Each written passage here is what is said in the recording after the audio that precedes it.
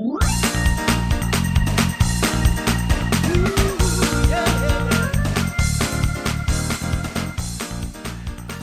children of God, loved and saved by Jesus. This is the Christ for Disciples podcast. I'm Pastor Paul Steinberg, father of 6, husband of Rebecca, and one busy discipling God's children in a number of schools around the city of Milwaukee. Want to know what I'm up to? Want to know what my ministry is? Check out chaplainsinschools.org, or you can even check out the congregation that is now up and running in Milwaukee.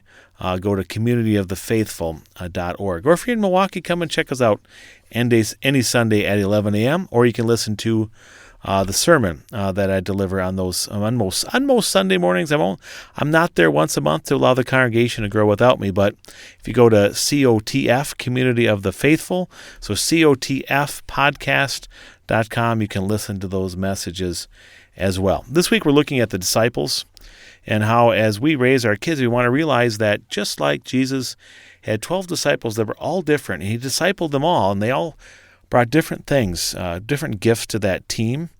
So as we disciple our children, they're going to have some of those unique characteristics and be somewhat like those disciples.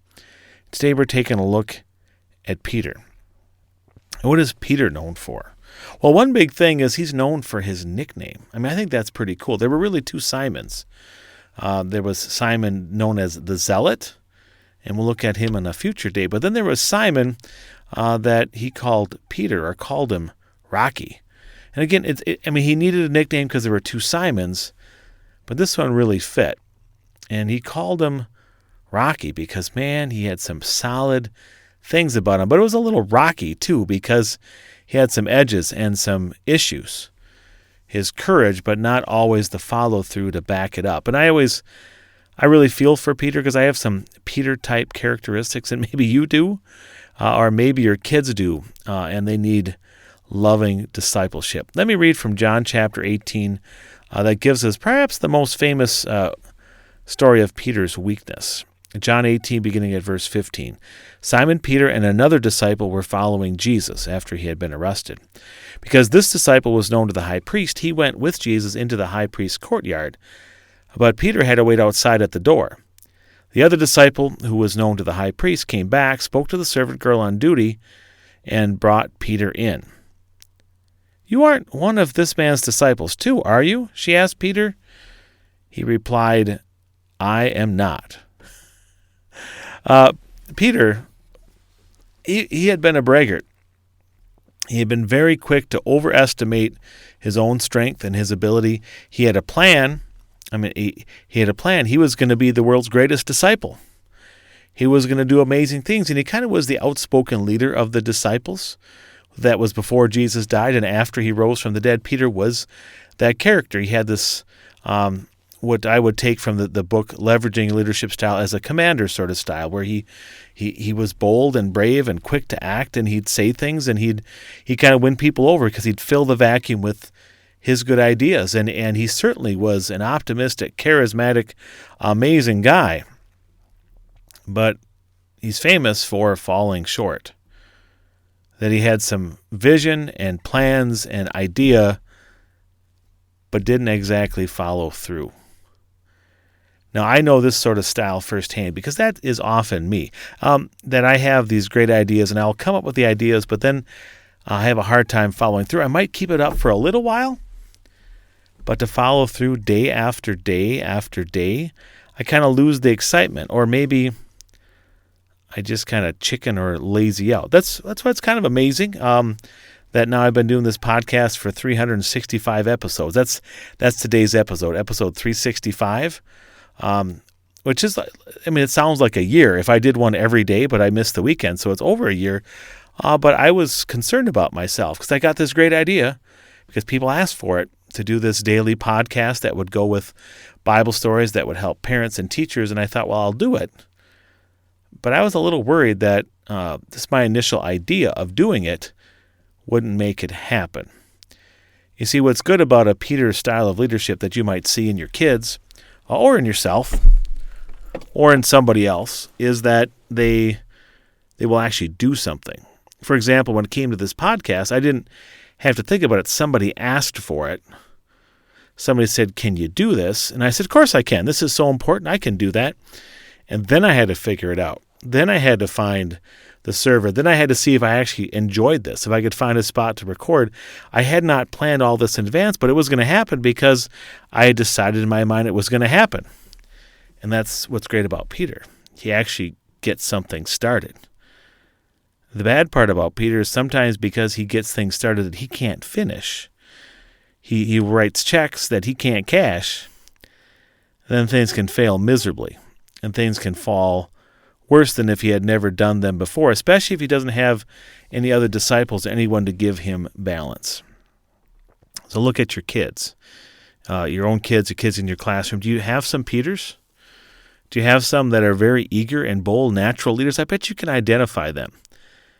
And those are students you want to encourage to do that, but also let them back off a little bit. And help them understand in conversation, help them take some of the pressure off. They don't always have to be that guy. Because when you're like Peter, and you always are the one to answer in class, you're the one who gets the highest grade, or you're the one who takes the lead, you always feel like you have to do it. You have to keep your reputation up. And sometimes people like that will end up cheating or breaking down or making things up, getting themselves in trouble because they feel the pressure to be who they are and keep on going that direction. And to sit down with them and let them be leaders by letting other people lead. And when they say something foolish, give them a chance to back off. When they make a promise or a plan or they're overextending themselves, you have to tell them to back off. Maybe it's your kid that wants to be on 4 different sports teams and do the yearbook and there's a lot of pressure. Now, sometimes parents put pressure on kids to do that. But if someone like Peter, he's just always going to say yes because he can do it and he wants to do it and he's talented and he's good at it and he likes to do it. But he really can't do all those things. So your job as a parent or a teacher is to help counsel him. Now, here's the warning. When it comes to me, I wouldn't listen to anybody. But if you told me and then I learned by myself, eventually I would make my own decision and I would decide to back off. You had to let me fail. You had to let me fall. And I think, Jesus, as he discipled Peter, he gave him a warning in advance, but he let him fall. He let him deny him. He let him hit rock bottom so Peter could be built back up. And he was never the same. When he was reinstated by Jesus to feed Jesus' sheep, he doesn't seem to make any of those, quite as many stupid decisions in the future as he did in the past. And that's what you got to do with the people that are like Peter in your family or your class. You do have to let them fail, but you teach them before and after so they fail less and less bigly. You don't want them to stop being courageous and bold.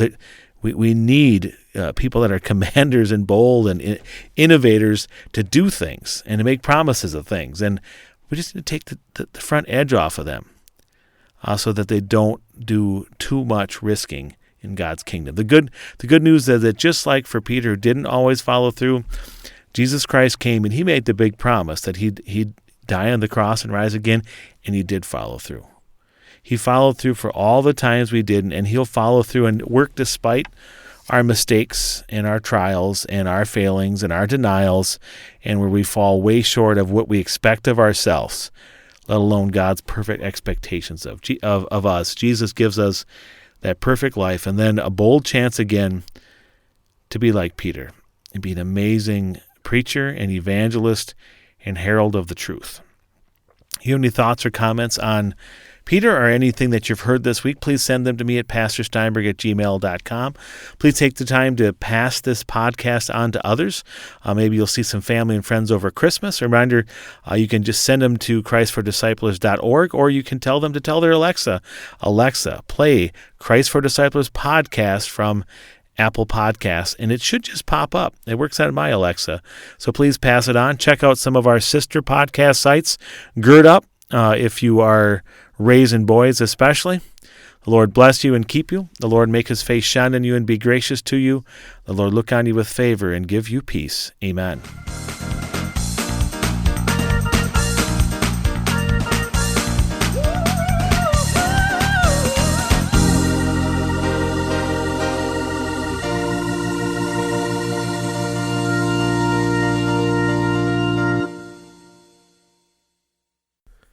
The Christ for Disciples podcast is produced by Chaplains in Schools, Milwaukee, Wisconsin.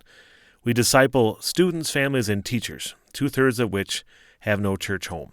Chaplains in Schools was established in 2016 to serve this enormous mission field and meet students and their families in a loving, caring place where their educational needs are met, and then builds a relationship and starts a conversation about their spiritual needs. By reaching out to them through weekly chapel services, faculty and family Bible study baptisms, school chapel services, and Sunday worship. Please support the work of Chaplains in Schools and check out chaplainsinschools.org and our Facebook page at Chaplains in Schools. Please sign up to receive our email updates and consider supporting our work through your donations. As you listen to this podcast shows you want to disciple children for Jesus.